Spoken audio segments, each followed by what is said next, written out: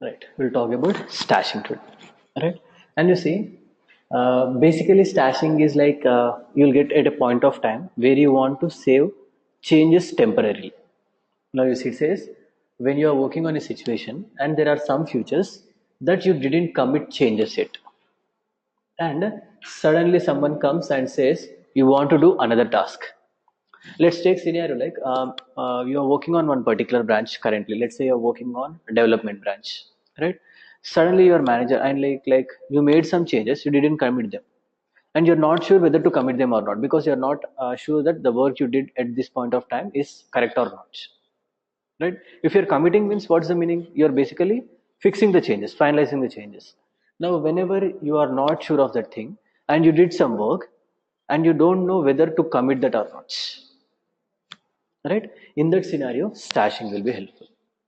So what you can do is like this uncommitted work, or let's say the work which is temporarily you did, you can save that in some temporary area.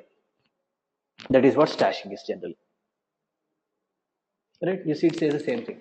Stashing is handy if you need to quickly switch the context and work on something else, right? But you are in the midway through a code and you are not quite ready to do a commit yet, right? uh, yes, you can add it in the staging area if you want. Now let's say you don't even know like whether you can add that in the staging area as well. Yeah, I mean like staging, yes, you can keep it in the staging, no problem. I mean like let's say you just like change those things and you can add it to directly stash. If not your committed changes, you can add it to stash, no problem, anything is fine. So basically uncommitted changes, simply to speak, right?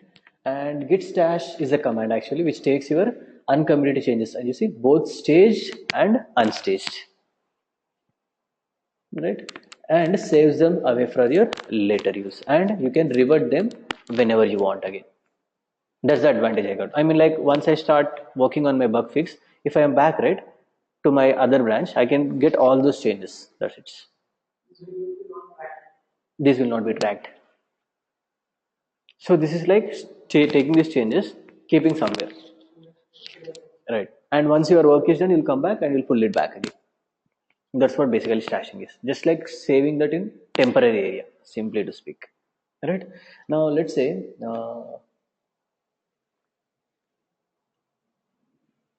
right, let's imagine I'm having some files here. Let's say I'll do touch A1, A2, A3. I'm creating 3 files and let's say git add dot, right? And I did not do commit yet, right? Now let's say I want to simply go to some other branch, or let's say I need to do on other work. So before jumping the branch, you add them to your stashing area. You simply do something called like git stash. That's it. Nothing else you need to do. Now I'll say git stash.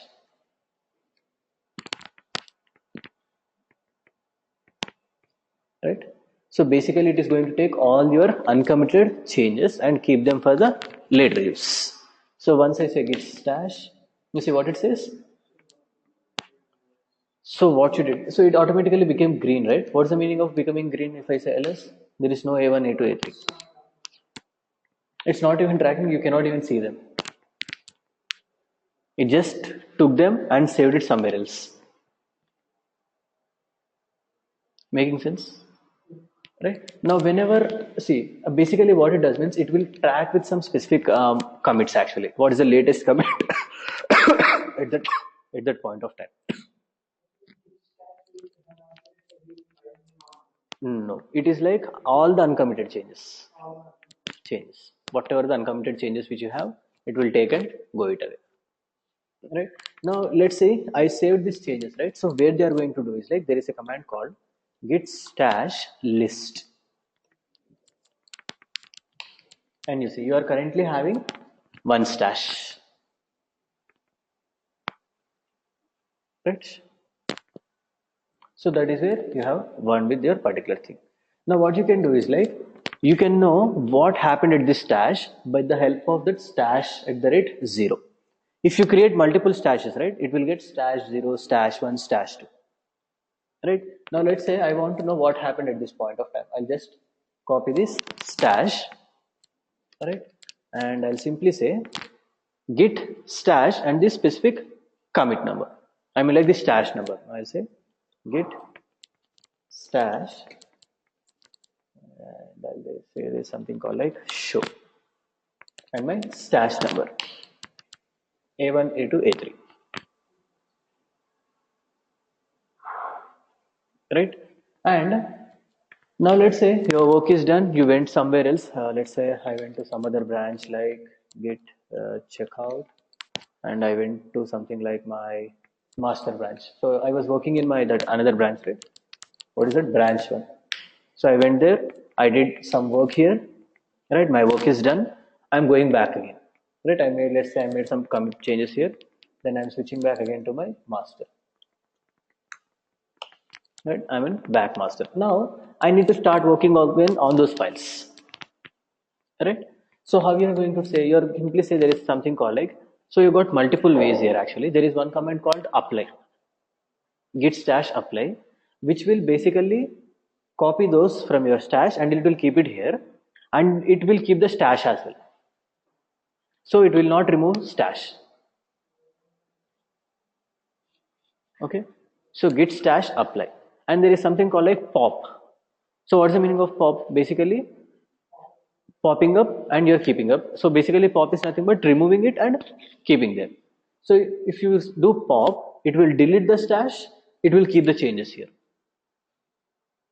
Two operations. Now let's say I'll do git stash. So currently I have only one stash, right? That's why if I say apply, it will take the latest stash. If not, you can give some number like this, stash at the rate 01, stash 02, something like that. Right, if I simply say git stash apply, you see. And if I do ls, yes, I have my A1, A2, A3 files. Alright, that's where you can generally use a stash. So whenever there are some uncommitted changes, right, and you want to store them for the future use or in let's say any other purpose, at that time you can save all these changes to your stash. Right, now let's say your work is done on this particular files. All you need is like do and commit the changes. Now let's say so git add dot, let's say git commit.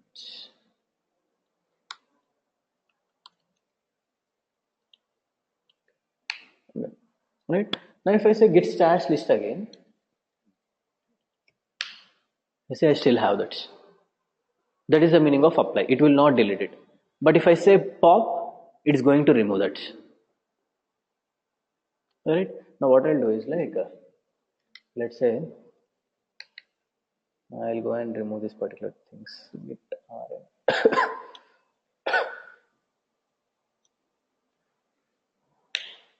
Right, I remove those three files. Right, and I'll say git dot, I'll say git commit hyphen m.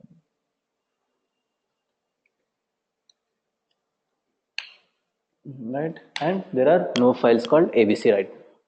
Now if I say git stash pop,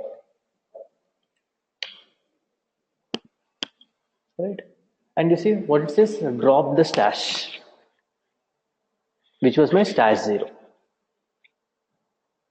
Right, if I say git stash list now,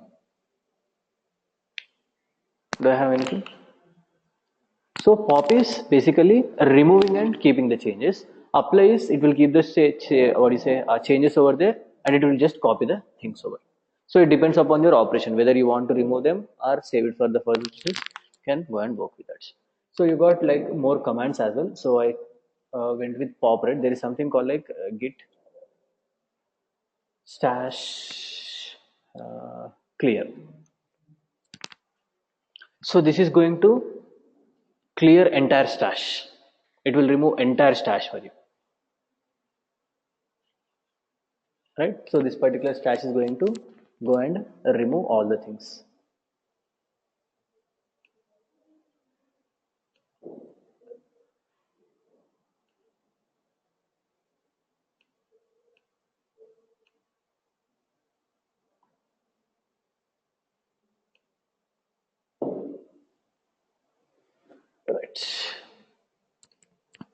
Make sense? So stash is basically like I told you, right? Simply like changing your temporary changes whenever you want them. You can get them by using the stash concept in Git. Fine. This is clear. Right? So it's like very simple topic where you just want to temporarily save the changes. That's where you can be used for stashing.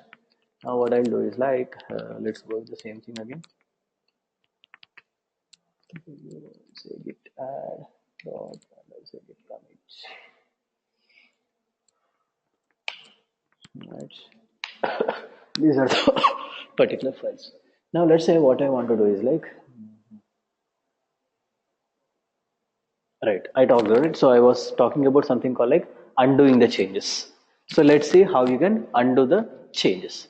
Now let's say I created a file, right? So what it says, git add to get those files, right? Now let's say I want to undo from here, right? What it did, I just created a file called ab. Did I add it to my staging? It's still under my working area. So whenever you want to come back from your working area, all you need to do is like delete that file, undo the change. As simple as it. Whatever we did till point of time. Now let's say I want that to be untracked, right? So what I'll do simply rm av, isn't it? That's it. I'm back. That is when you are in your working area. Undoing the changes in working area is simply nothing but how you do normally, rm or let's say backspace, anything what you did till point of time, right? Now let's say touch my, I created one file called my. I'll say git add dot. Now it's not in my working area, right? I added it to my staging area, and you simply can use this particular thing. Git status will tell you like what to do. You see what it says. If you want to undo the changes, what I need to do? No. If I do RM, right? What happens? It's in my staging area, not in my local. So that's the reason why what it says. First, you need to unstage the changes, then you need to remove it. Three areas. You currently moved your file from working copy to staging copy, right? You need to bring that staging copy back to working copy, then you need to delete it. So how you can bring it back to unstaging? I mean, like how to unstage that particular file? All you say is like git reset head and that file name. That's it. I'll say git reset head. What is the file name? My, right? And if I say git status, now you say it is back to my working copy. Now if you want to delete, you'll say rm my. Now it's back, right? So two things. You committed those things and you want to bring them back. No, if you remove the file in staging area, right? I like what I told you. It is my temporary area, virtual area, right? Now let's say I'll do touch bm, right? I'll say git add dot, right? Now what it says is git status. So it's there in this particular thing. If you want to unstage, it says do that thing. If I do rm bm, right? Now if I say git status, what it says, you see, what you did actually, you basically tried to delete the file which was there in your staging area, right? Now what it says, changes are not staged for commit, right? What it says, if you want to get that back, right, do something called like checkout file, or whether you are sure like yes I want to delete that, I don't need that file, then you'll say git rm that file name, not simply rm, git rm. Two types here again. Now what you did, you deleted the file from staging, right? Now what it says, if you want to get that back to your working directory, it says check out hyphen hyphen file. You getting confused, right? Hmm. No, staging, like I told, right? Staging is my temporary area. Actually, my work is everything stored under working copy. Staging is like I told you, right? I want to just like track those changes. Right? What you did, we deleted the file in staging area, but it was actually deleted in my temporary, what you say, working copy. That's the reason why it says, if you really want to delete it, go with the git rm. No, if you accidentally deleted it, say git checkout hyphen hyphen that file name. Now if I say git checkout hyphen hyphen bn, now you see I'll do git status. Now it's back again to my staging. Making sense? Is it clear? So I got actually two areas. Now the confusion begins actually. You got working area, staging area, right? Now what I did earlier, I directly deleted from working area because it's not just a physical copy, right? I did not do any staging changes or nothing. Then what I did, I made some changes. I pushed into my staging area. What is staging area? Actually, it's a temporary area, right? I told you that it's a virtual memory which is there for that particular time. When you deleted that BN file, it actually deleted from my working copy related to your virtual copy, right? So when I removed that, right, that's the reason why I said ls, I was not able to see that file. What it thought, you accidentally deleted that file. So it gave you two options. Okay, you definitely want to delete it, give with the git rm command. If not, you accidentally deleted it, you want to get it back to your staging back again and working, we'll say git checkout hyphen hyphen file name. Right? You see, checkout is based in two different ways. What is the first way I used? Switch the branches. Another one is to get the file which is deleted accidentally from these particular areas. Right? So what you can do is like do multiple commits and try to undo the changes. Then you'll get to know like how these things are working. Right? Now let's say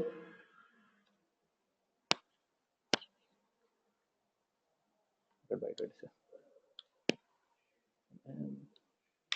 Like you. Now I got that particular file.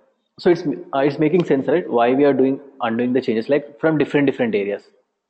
For your staging area, once this particular area, right? Now let's say you want to work with. So we went with reset head, git checkout. What was the other thing?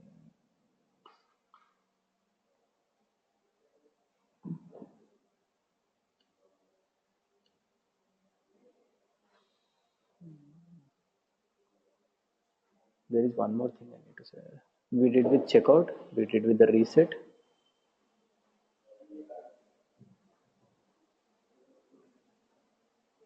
Yes. Yes. So there is something called like detached head. That is also very important. Alright. Now, if I say git status, you see, it says some particular things. It says like your master is 8 commits head, but forget about this thing. I don't want to work with remote repositories at all. Now I want to just see like how I'm going with my undoing the changes and these things, right? So we did check out in different ways, right? One was checking out file. What do you say? Sorry, file, and one was checking out branches. There is another thing called checking out commits. That is also very important when it comes to this particular git. So I'll say git log hyphen hyphen one line, right? So what happened, you see I'm having this specific commit here, right? So I'm just copying that commit, right? And I'll say git checkout that commit. Now you see what it says, checking out with that commit, and it says you are in a detached head. This is very important. Right? Okay, I'll just share that particular. So there is something called like detached heads. So basically we use checkout for moving from one branch to another branch. We have already seen that, right? But if I check out into a commit ID, then I go into a state called detached head state. Right? So I'm going to this area called detached head. So this is the same thing I did, right? Git checkout and that specific commit ID. So what is the meaning of this detached head? It says this is the area where you are not in your tree anymore. I mean, like you are not in your Git project at all, right? And it says we cannot track anything we do here, right? Any changes we make in detached head are not saved, right? Now it doesn't have any pointing branch. Basically, it's a static commit. So why actually what is the need of going into stage? Any particular reason? If you think you can get to know about why I need to go to the detached head. So what it says your changes will not be tracked. Whatever you make here will not be committed. Now let's imagine till this point of time, this commit, right? So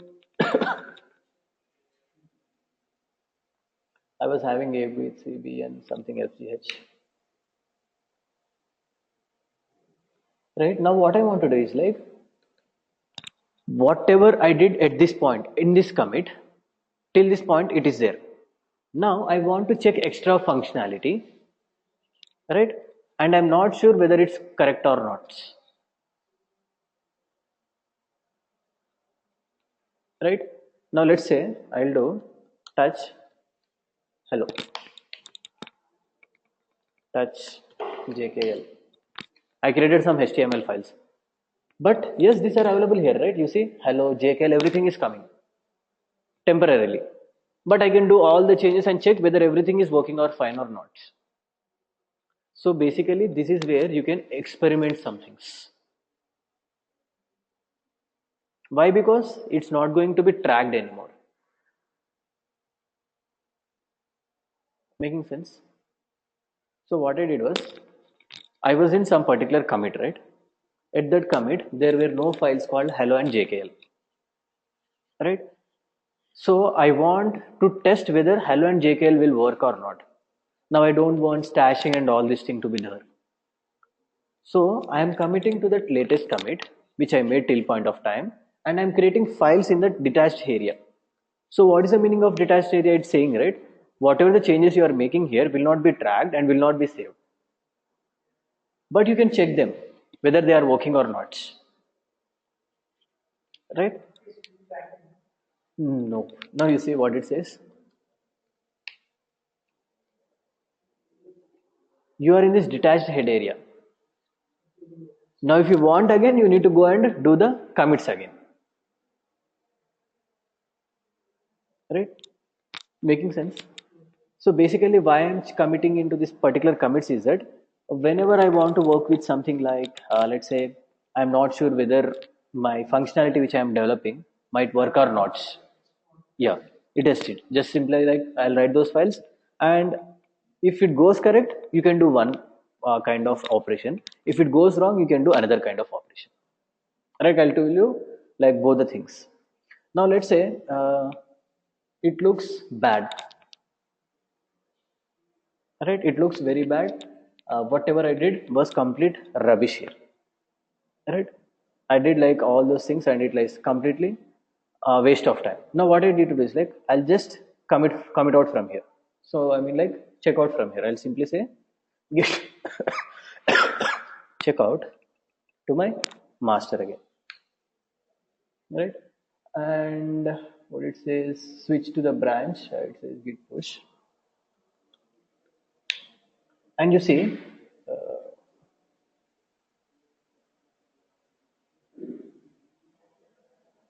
what says you are ahead by git push.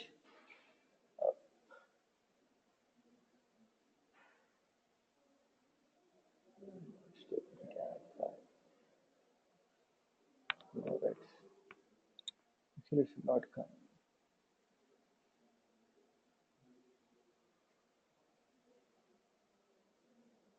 I think there is one more command. Detached H.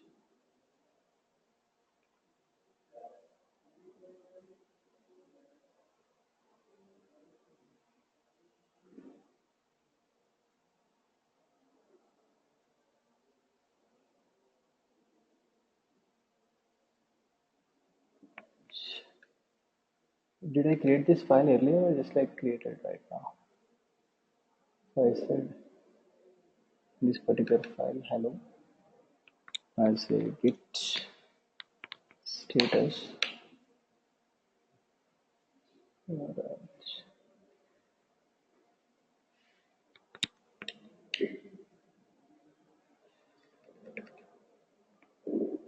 So I added two files, right? Actually, I added JKL and hello, but it's only tracking hello.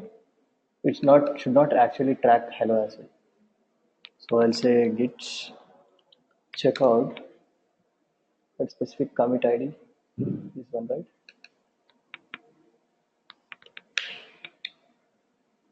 Yeah, that's what. This is the message I'm actually looking for. You see what it says? Now, if you want those changes, right? This is what you need to do. It. Now it says you are in detached head state. You can look around and make some experimental changes, right? And commit them, or you can discard those without impacting any branch by performing another checkout. So actually, I should not do git checkout master. I should say simply git checkout. That's the thing I did wrong over there. And it says if you want to create, I mean, like whatever the did work you did, right? It was good from this point. I mean, like what are the files like hello and these particular things you made, right? They are working copy now. So the experiment went correct according to your thing and it worked out. Now what you can do is like you can create another branch with those changes from this point of time. Now I'll say git checkout hyphen b, let's say a branch called working. Now it went and it switched to my working. Now here I have all these files. Now if I say everything is good, I'll say git add dot and I'll say git commit hyphen m working experiment. Okay, come. Sorry.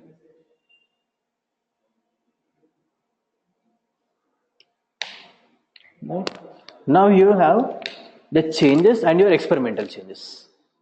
So that's where basically you commit into the what you say check out into the commit.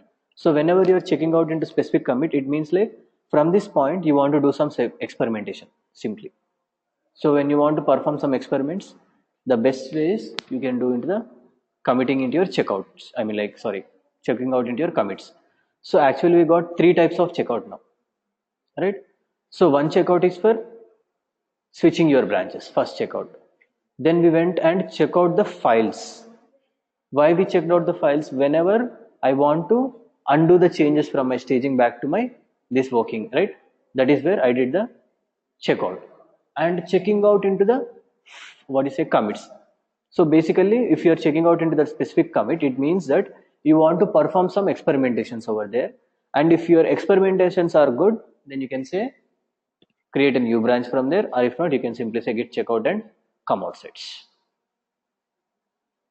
right? So basically this feature would be very very helpful for developers actually. I like of our operations team, right? You don't need all this concept, but let's say if sometimes someone asks in the interview, because checkout is basically we are using three different areas, so they'll ask where I can use checkout in different areas. One is I can use checkout with my branches, I can use checkout with my files, I can use checkout with my commits. These are the only three areas. You got nothing else. These are the only three areas we can do checkouts. Right?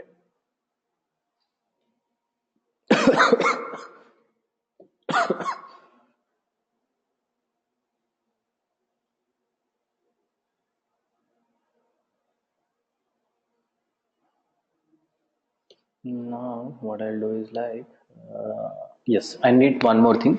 So we undid the changes from staging area and all these things, right? Let's see how you can undo the things with your commits as well. Right, you committed, you want to undo. So we uncommitted the changes, sorry, I mean like we added the changes in your working copy staging area, but let's say how to do them in your committed changes as well. Let's say you committed the changes, then you want to undo this. So you got multiple options here. So one is called revert and one is called reset, two operations. So revert is the safe one. A reset is a very dangerous one. A revert and reset. Alright. So basically revert is like, let's say you did something, right? You can revert that, but your project history still stays. I mean, like, let's say you made commit 1, commit 2, commit 3, commit 4. 4 commits you made, right? You reverted third commit, right? You still have 1, 2, 3, 4, 5. What you did, you reverted the third commit, right? Means you are undoing something again. You'll get a fifth commit. So you got five commits totally. The fifth commit was undivision of your third commits. But still you have 1, 2, 3, 4, 5, all the 5 commits. That is reverting. Now let's say you got 4 commits. You reverted, you reset your third commit. Your fourth is gone. So reset is dangerous because from which point you have reset, right? The entire history is wiped out. There is no history from that point of time.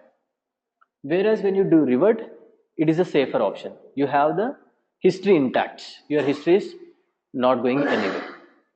That's very, very important when you're undoing the changes. I mean, like git revert and a reset. So what I can do is like, fine. Right. Let's say we got file called contact.html. Okay, I got some other things.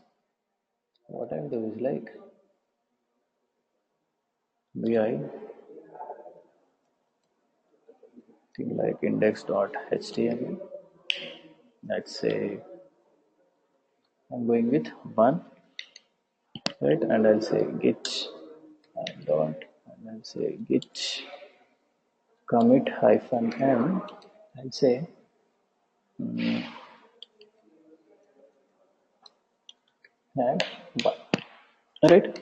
So for this particular, now if you say git log hyphen hyphen 1 line, you see I'm added a file called add one with the specific change over there. Now what I'll do is like I'll say 2.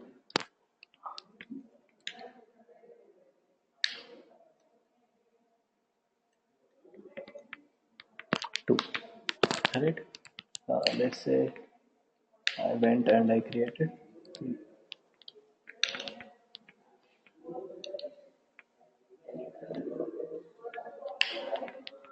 Right. So I'm currently having 3 commits. One for one line, second one for second line, and third one for third line. Now, if I say git revert, right, it is going to take the latest commit which I did. So what is the last thing I added over there? 3, right? I added 3. If I say git revert, sorry, yeah. So I need to say git revert head or the commit number. Head is mine. Where is my head generally? Latest commits. Right? Now if I do git revert head, what it says? So I did something called like add 3. So it automatically went and saying revert add 3. Do you want to revert that commit? Yes, I'll say save it. This is like same merge conflict kind of message, right? Because I'm undoing the things again, right? Now I undid, right? Now what it says, one file child, one deletion. What it deleted? Line 3, right? Now if I say cat my index.html, I'm only having 1, 2. But if I say git log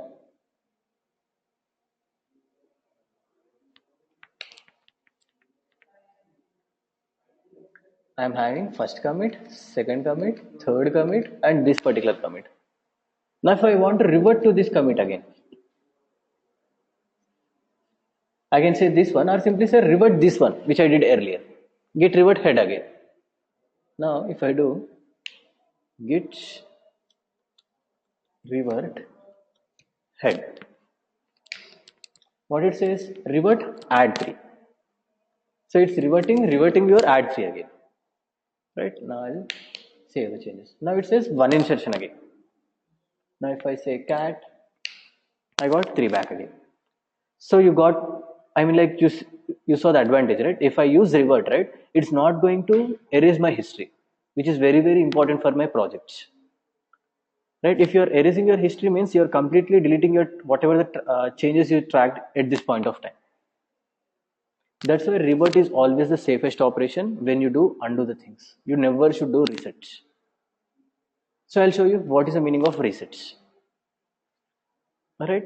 So let's say whenever I say reset, right, it's going to basically remove those changes from that point of time. Now let's do git log hyphen hyphen one line. So I'll revert, I mean like I'll reset till this point of time. But actually from here, how many commits happened? 1, 2, 3, 4, 5 commits happened. Right? I'll copy this specific thing and I'll say git reset this commits.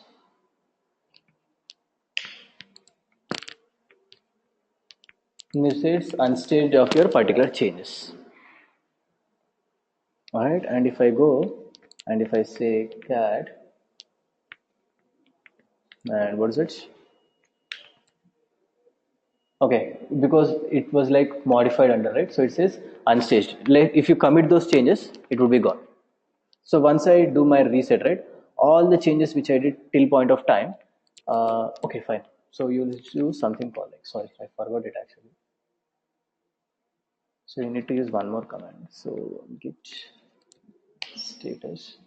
You see, it says you want to modify this particular file. But if you don't want, it says git checkout, same thing, right? What I'll do is like git checkout hyphen hyphen was the file name index.html. I'm back again actually. So actually the commit is git reset hyphen hyphen art. This one. So once I do hard reset, it's completely gone. So if I do, it says head has been moved now. So where it did, it basically took your head from my 5th commit basically to your first commit. Now if I say git log hyphen hyphen one line, from this point of time everything has been wiped out, right? So basically whenever you are working with undoing the changes, right, always make sure at what areas you want to undo the changes, whether you want to undo the changes in your working copy or in staging area or committed. So when you are working with working copy, all you need to do is like just delete the changes or undo the changes simply, because it's not at staged. If they are staged, then you need to unstage them first, right? Then you need to undo the changes. If the changes are committed, you can either use revert or reset option. Revert is the safest option which will keep your changes intact. If you do hard reset, it's going to basically wipe out this entire things. Now that's the reason why whenever you are working with the remote repositories, you should never reset them. If you reset your remote repository, right, what happens? The other people changes will be gone as well. Right? That's the reason why you should, at 100%, you should always avoid reset. You should never use reset actually. But for timing, just like you need to understand like how you can undo the changes with hard level as well. That's where we use resets. That's a very dangerous command. Generally, we use the option called revert, which can keep all these particular changes and move ahead. All right. And, right, and we are still with left with some other topics as well in Git. There is something called like Git tagging and release options. So that will start when we are going with your Maven. Right. So I think like this is more than good enough with your Gits actually. I mean like there are lots of other things we can cover. There is something called like webhooks, tagging options, which will be good when we are seeing at that point of time. So when I'm working with Jenkins, then it makes the sense of how your webhook works and all this. Right. So till this point of time, now you can work like a normal developer. So you can commit the changes, you can push it to your Git repositories, you can clone those repositories, bring whatever you want. Right. So I'll stop it today, but maybe again we'll see Git in next 2 days, maybe another 2 or 3 days. Once we are done with, we are ending with your Maven, right? At that time, you'll see again a tagging option. Then when we are working with Jenkins, we'll see the webhooks again. All right.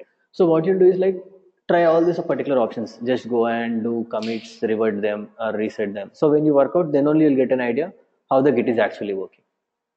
Right? I mean, like this is not so important for us, but let's say when you are going for interviews, right? They might ask these options like why these are used, why these are used. So just like for understanding purpose, it's better to know this. But for timing, like when you're working with DevOps related, then you need to know like how to push the changes to your particular thing and how to retrieve those changes. Whatever the changes your other developers are pushing to your GitHub repository, right? Because the next tool we are going to see is your build tool, how you are building your applications. If you want to build that application, right, what you need? You need your code. Where is your code?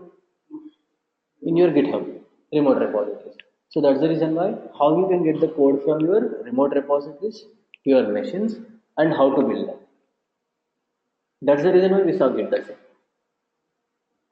Because when you are working with build and release management, you should definitely know what are branches, right? Why we do commits, what should happen when commit is happening. These kind of things you should understand.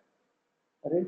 So this is like more than good enough for Git. And the other two topics will go in that particular time. From tomorrow we'll start our build tool. Maybe. So tomorrow we'll see like what is Java, why we execute them, what is compilation, and all this particular process. So what you do is like just practice the policy. So what I do is like I'll send all the Git notes at once.